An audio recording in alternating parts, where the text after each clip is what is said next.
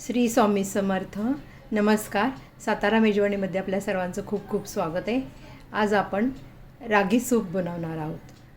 तर आता सुरुवात करूया. त्यासाठी जे काही साहित्य लागणार आहे ते रागीचं पीठ, कॉर्न, शिमला मिरची, थोडंसं कोबी, गाजर, कांदा, हिरवी मिरची, आलं, लसूण आणि काळी मिरी.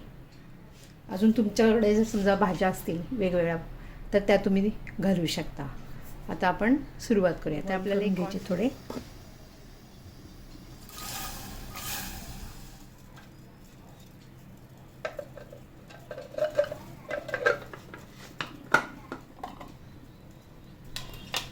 चॉपरने मी कांदा बारीक करून घेतलेला आहे. आता यामध्येच आपल्याला भाज्या घालायच्या.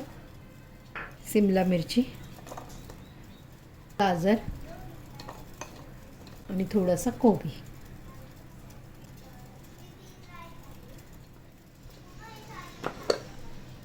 हे चॉपरने कसं बारीक भाज्या कापल्या जातात.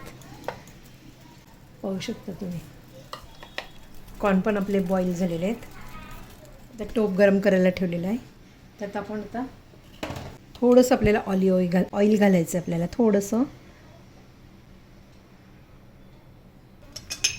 आपण जे लसूण बारीक केलं आहे तो घालायचं आहे.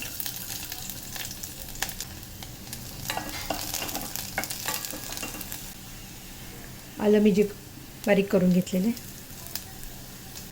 हिरवी मिरची कापून घातलेली,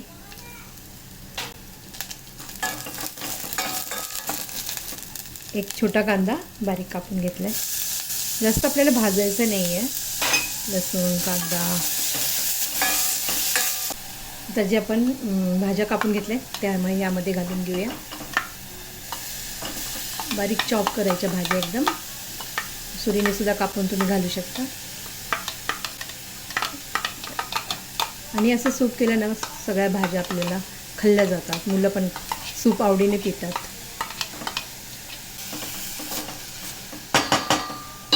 आपण जे बॉईल केलेत कॉर्न ते घालायचेत.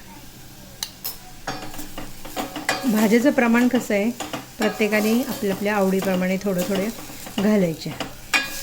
दिवसात आपल्याला रागी खाल्ली पाहिजे थंडीच्या दिवसात. त्यात फायबर खूप आहे, कॅल्शियम भरपूर आहे. म्हणून भाकरी करून खावा किंवा असं सूप बनवून प्यायचं. त्यामध्ये आपल्याला पाणी घालायचं आहे.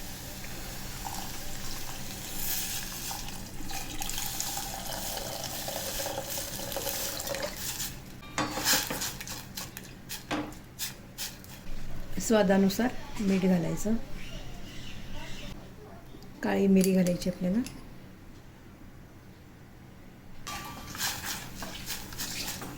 आता उकळी येईपर्यंत आपल्याला एक झाकण ठेवूया. 3 चमचे मी रागीची पावडर घेतलेली. त्याला ह्याच्यात पाणी घालून पातळ करून घ्यायचं आहे. असं आपल्याला पातळ करून घ्यायचं आहे. आणि जे आता आपण जे सूप केक बनवलं आहे त्यामध्ये आपल्याला घालायचं आहे. उकळी आलेली आहे. आपल्याला आत्ता जे आपण रागीचं पीठ पाण्यात जे आपण हे करून घेतलं आहे ना पातळ करून घेतले ते आता ह्यामध्ये आपल्याला घालायचं आहे. खूप छान लागतं हे सूप. आणि गरम गरम प्यायचं. कलर पण एकदम बदलला. रागीची पावडर घातल्या तुम्ही पाहू शकता. सुंदर झालं एकदम. पातळ जसं तुम्हाला पाहिजे तसं तुम्ही बनवू शकता. मिरी पावडर एक चांगली असते थंडीच्या दिवसात. यात मिरी पावडर घातली. आता लिंबू जर समजा कोणाला जमत नसेल तर नाही घातलं तरी चालेल. पण शक्यतो लिंबू घातलं की छान लागतं. रस पिळायचा जरासा थोडासा. आता 1-2 मिनटं इथं आपलं पीठ जे घातलं ते शिजलं पाहिजे ना. आपलं रेडी झालेलं आहे. आता आपण सर्व करूया.